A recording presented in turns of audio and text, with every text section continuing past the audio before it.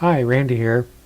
This video is going to show you the basic steps to host your domain and get a basic blog website up and running quick.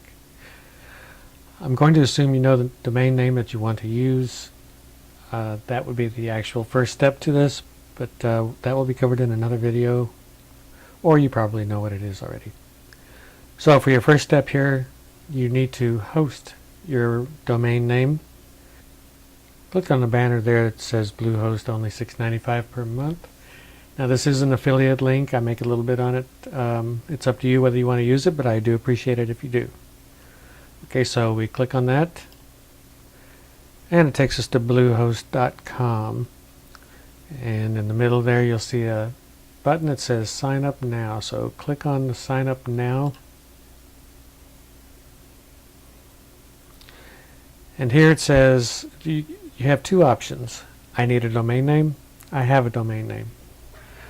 Now, if you like simplicity and to have the domain name in the same place you have your web hosting, you can go ahead and enter your domain name here and register it. At the same time, it is free for the first year, but you will be paying a little bit extra, especially on the second year, because Bluehost, as well as GoDaddy and some of the other places, they charge not only for the domain but also for privacy options, and you want those privacy options. So there are some host companies that will, there are some domain registrars that will not charge you for the privacy. So for simplicity's sake, we're going to go ahead and register our domain right here. And I need a domain name. We type in our domain name that we want, and we've probably already checked to see if it was available, but it will tell us here if it's not. So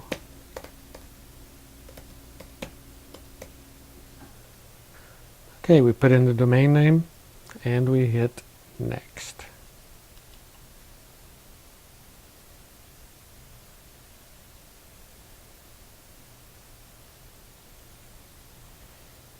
Alright, hopefully it says congratulations that your domain name is available. And it says the following domains are also available: .net, .org, .info, .biz. Generally, I don't think you're going to want to do that.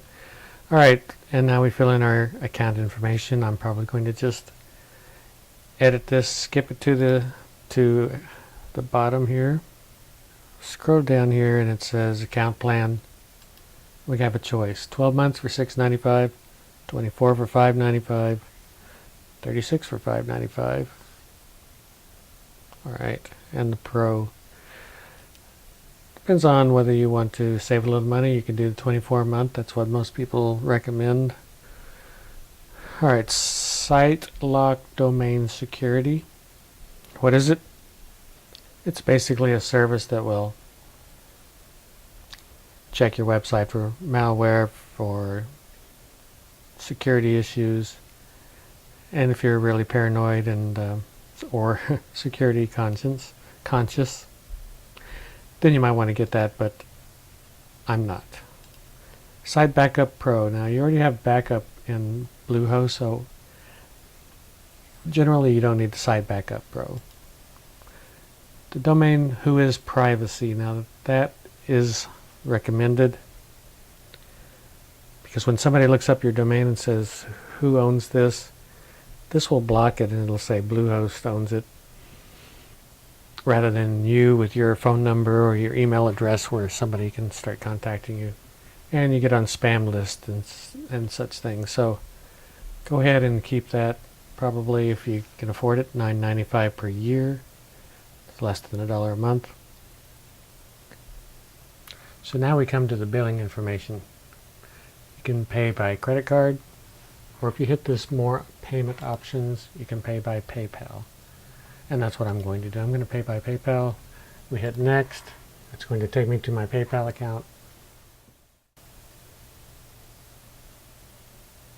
Okay, and now we return to Bluehost from PayPal. Big senders, email attachments. If you to large attachments more than 10 megabytes, which is the limit normally, then you can pay $9.95 a month to get bigger ones, but I would find other options. Site Backup Pro, we already talked about that. There is already a backup and restore available to you. Not quite as convenient as Site Backup Pro, but I believe good enough for most cases. Dedicated IP address, I believe that's important because if you are sharing your IP address with others, you don't know who they are. If for some reason they send out a bunch of email and they get marked as spammers, then your IP address gets marked as a spammer too, and you have trouble sending emails. So it's a good idea to have a dedicated IP address. SSL certificate, if you're going to be selling on your website, you'll probably need that. You can come back to it and do it later. You can come back to any of these and do it later also. Okay, and SEO link building. Again, it's a service, and I would wait on this. We're just looking at a basic website that we're going to get up right now. And I've recommended a few of the extras, but I think those extras really are just needed for the basics. And as far as this dedicated IP, you can do without it. If you're really on a budget, go ahead and do without it. If it fits your budget, I would do it. Alright, let's complete our purchase.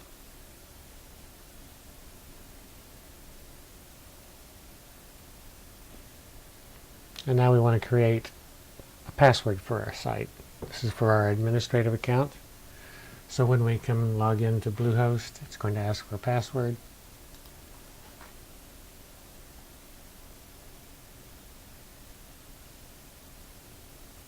You have a verification pin. It's optional.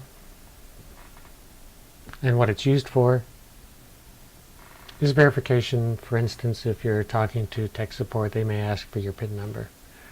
I'm going to leave mine blank for now. And we submit. Don't forget that password. We want to log in again.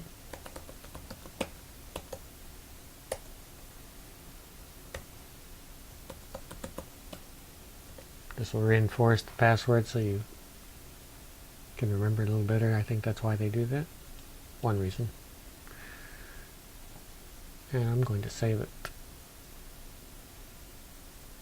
Okay, login failed because I forgot to put .com. So let's put it again.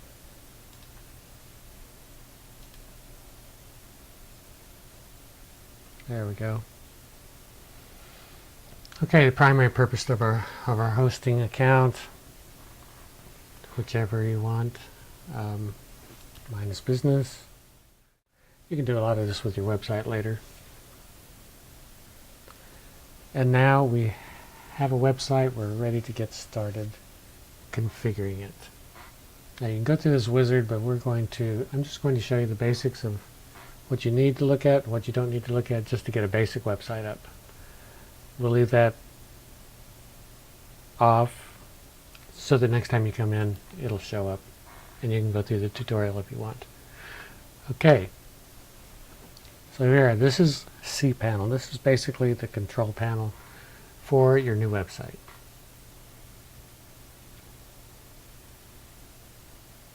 Now,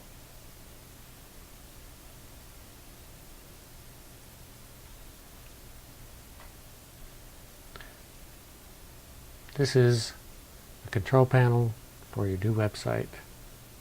And we're going to go over these sections just very briefly, one at a time.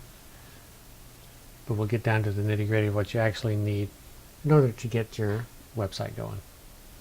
End of part 1.